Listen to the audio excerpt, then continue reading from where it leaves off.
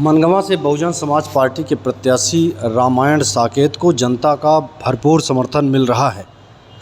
लगातार वह अपने क्षेत्र में जनसंपर्क में लगे हुए हैं तथा निरंतर बहुजन समाज पार्टी की विचारधारा को आगे रखते हुए जनता से वोट मांग रहे हैं।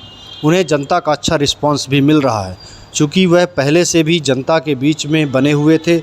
इस कारण जनता का उन्हें खासा समर्थन देखा जा रहा है।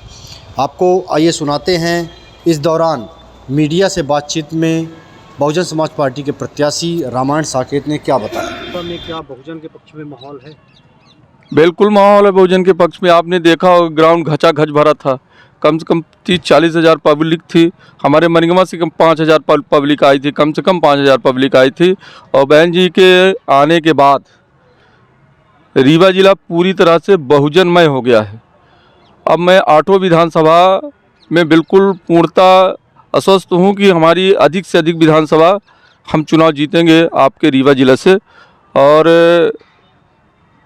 आपने देखा होगा कि ये जो भीड़ है, चूँकि बहुजन समाज पार्टी उद्योगपतियों और धन्ना सेठों से नहीं चलती है। कार्यकर्ता अपनी पूंजी लगा करके जो भी रखा रहता है वो उस संसाधन के साथ आता है। यदि बहुजन समाज पार्टी के पास संसाधन होता तो यहाँ लाखों से ऊपर की भीड़ होती। और आप ये जान लीजिए कि कम से कम लोगों ने एक बस में जो 50 सीट 60 सीट बस होती है, 80-80 लोग आए थे। इतना उत्साह है बहुजन समाज पार्टी के कार्यकर्ता जनता में। और बहुजन समाज पार्टी निश्चित तौर से रीवा जिला में एक इतिहास रचने जा रही है। मनगवा में कैसा रिस्पांस मिल रहा है? क्योंकि बहुजन समाज पार्टी वहाँ कई सालों से भाजपा का भी कब्जा है। क्या लगता है इस बार भाजपा के कब्जे को वहाँ से हटाया जाएगा? और बिल्कुल हटाया जा सकता है। चूँकि एक्चुअली है क्या कि मैं मनगवा विधानसभा का लोकल प्रत्याशी हूँ। मनगवा विधानसभा हमारी कर्मभूमि भी है और जन्मभूमि भी है। और बहुत दिनों से मांग थी हमारे संगठन के लोगों ने, मनगवा विधानसभा के लोगों ने ये चाहते थे कि हमारा क्षेत्रीय प्रत्याशी हो। और जब क्षेत्रीय प्रत्याशी होगा तो परिणाम जो है सकारात्मक रूप में आएगा। तो चूँकि हमें क्षेत्रीयता का बहुत लाभ मिल रहा हर जाति समाज में, सर्वहार समाज में, मतलब कोई स्पेशल कोई जात विशेष नहीं है। जो भी हमारे मनगवा विधानसभा में जितने भी समाज के लोग पाए जाते हैं वो क्षेत्रीय होने के नाते उन सब का आशीर्वाद और सहयोग मुझे मिल रहा है। पिछले कुछ वर्षों में ये देखा गया कि बहुजन समाज पार्टी का जो कैडर वोट था वो भाजपा में शिफ्ट हो गया था। क्या इस बार क्या लगता है? बहुजन समाज पार्टी का जो कैडर वोट था वो भाजपा में नहीं शिफ्ट हुआ था भाई साहब। एक्चुअली क्या था कि हमारे जो शीला त्यागी जी ने 2013 में विधायक बनी थी तो उन्होंने चुनाव वहाँ से जीती। इसके बाद कुछ क्या होता है, लोग अपने व्यक्तिगत स्वार्थ में वहाँ की कार्यकर्ता जनता की उपेक्षा कर देते हैं, जिसके कारण कार्यकर्ताओं का मन जो है उदास हो जाता है, जिसके कारण थोड़ा सा कमी आई है। लेकिन इस बार फिर लोगों ने फिर लौटाया है अपने घर की ओर और अपने मिशन की ओर, अपने बहुजन समाज पार्टी की ओर। और लोगों ने तय कर लिया कि इस बार मैं मनगवा विधानसभा से बहुजन समाज पार्टी का विधायक बनाऊँगा। चूँकि मैं वहाँ का बेटा हूँ, वहाँ का भाई हूँ, तो निश्चित तौर से हमको बहुत अच्छा रिस्पांस मिल रहा है वहाँ मनगवा विधानसभा में। अपनी लड़ाई में किसे मानते हैं? मेरी लड़ाई किसी से नहीं है, मेरी लड़ाई किसी से नहीं है। हमारी लड़ाई जो है अन्याय अत्याचार से है। हमारी लड़ाई भारतीय जनता पार्टी की झूठी घोषणाओं से है। हमारी लड़ाई पूंजीपतियों से है, सामंतवादियों से है।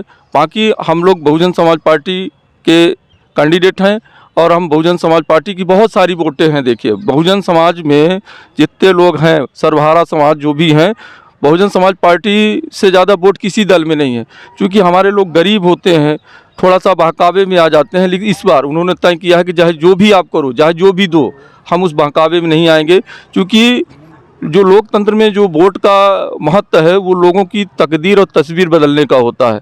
और लोगों ने यदि इस विषय को समझ लिया तो फिर उनके लिए कोई लालच मायने नहीं रखती है। वहाँ से कांग्रेस और समाजवादी ने भी हरिजन आदिवासी को ही टिकट दी है, तो क्या लगता है उनका क्या वर्चस्व है? पहली बात तो मैं आपसे आग्रह करूँगा कि जो हरिजन शब्द है ये एक गाली है, इसका उपयोग ना करें तो बहुत अच्छा होता है। क्योंकि ये संवैधानिक शब्द हमारा अनुसूचित जात है, यह शेड्यूल कास्ट है। चूँकि मैं आप सभी लोगों से निवेदन करूँगा कि हरिजन जो आप कहते हैं, हरिजन का उपयोग करते हैं, तो हम ही भर थोड़ी हैं। यहाँ जितने भी लोग हैं सब भगवान के जन हैं। तो मेरा आग्रह है कि किसी विशेष जाति को इस तरह का ना वो किया जाए। और इसका मैं अर्थ भी बता दूं आपको कि हमारे यहाँ बबीता साकेत जी कांग्रेस की